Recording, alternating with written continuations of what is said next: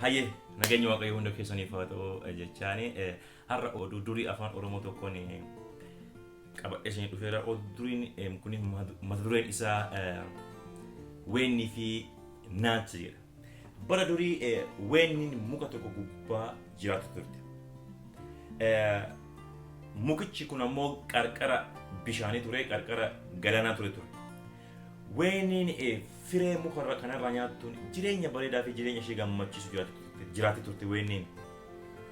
Sana booda gaaf tokko naachiin arge yeroo weenniin kun firee kan muka gubbaa nyaattu.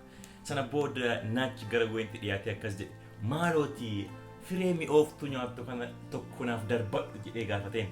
Sana booda weenniin tole jettee firee nyaattu kanarraa tokkocha naachaaf hin darbadhe. Naachi nyaatee firichi kun baay'eetti mi'aahe. Sana booda maaloo tokko naaf dabaluu dandeessaa? Tokko naaf dabali jedhee gaafate. Sana booda weenniin tole jettee naachaaf firee mi'ooftuu nyaattu sanarraa tokko gubbaa gad darbatteef mukicha irraa. Sana booda naachi firee tokkocha kana qabatee gara haadha manaa isaa adeeme. Sana booda haadha manaatiif yemmuu laatu isheenis baay'ee firichi kun waan itti mi'aayee fi maaloo firee kana eessaa fidde bira na geessi jette.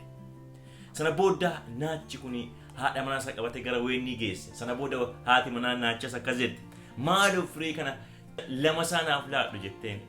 Firee kana lama isaanaaf laadhu maalooti jettee weennii gaafatte. Weenniinis tole jettee firee lama mukicha gubbaa darbatteef. Sana booda baay'eetti mi'aayee achiin haati manaa naachaa akkas jetteen, har'a maarree mana keenyatti nyaata si affeerreerra oolmaati nu oolte kanaafi maaloo kootuuti nurratti nyaattaa laaqana kan kee jedhaniiti weenitti himan.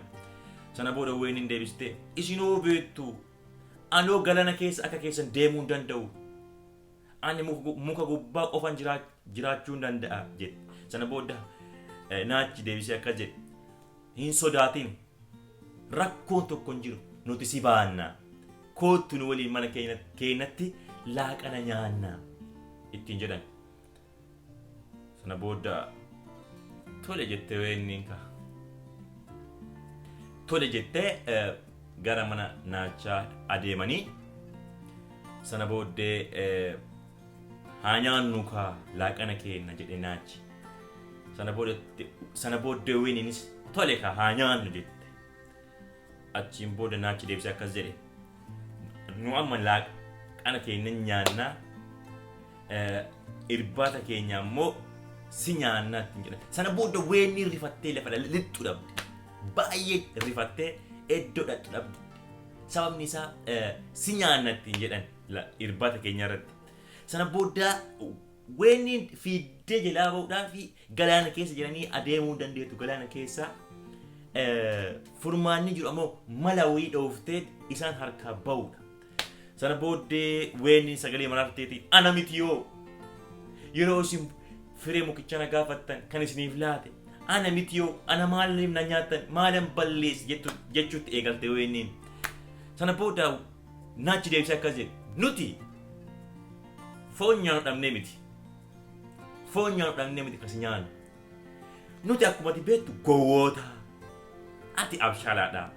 Kanaafi onnee si keessa jiru san nyaanneeti abshaala ta'uu barbaanna akka kan kee kanaa jedhan. Sana booda weenniin amma yaaddeeti, akkas taanaani bareedaadha, onnee kan koo nyaachuu barbaaddani haa ta'u kaa. Garuu ammoo an onnee kan koo qabadheen jiru, onnee kan koo muka gubbatti dhiiseen dhufeeraa jette. Atta onnee kan kee muka gubbatti dhiistee dhufteetta? Eeyyen. Kanaafi yoo onnee kan koo nyaachuu barbaaddani beenaatii mukicha gubbaa fuudheen isiniif laadhaa jette. Sana booda tole jedhanii gara mukichaa qabatanii adeemaniin. Sana booda mukicha bira gaafa ga'anii weenni isaa irraa utaaltee mukicha gubbaa kortee kolfuu eegalte. Sana booda isin gowwoota nana jettee kolfuu jalqabde. Isin ammallee gowwoota nana.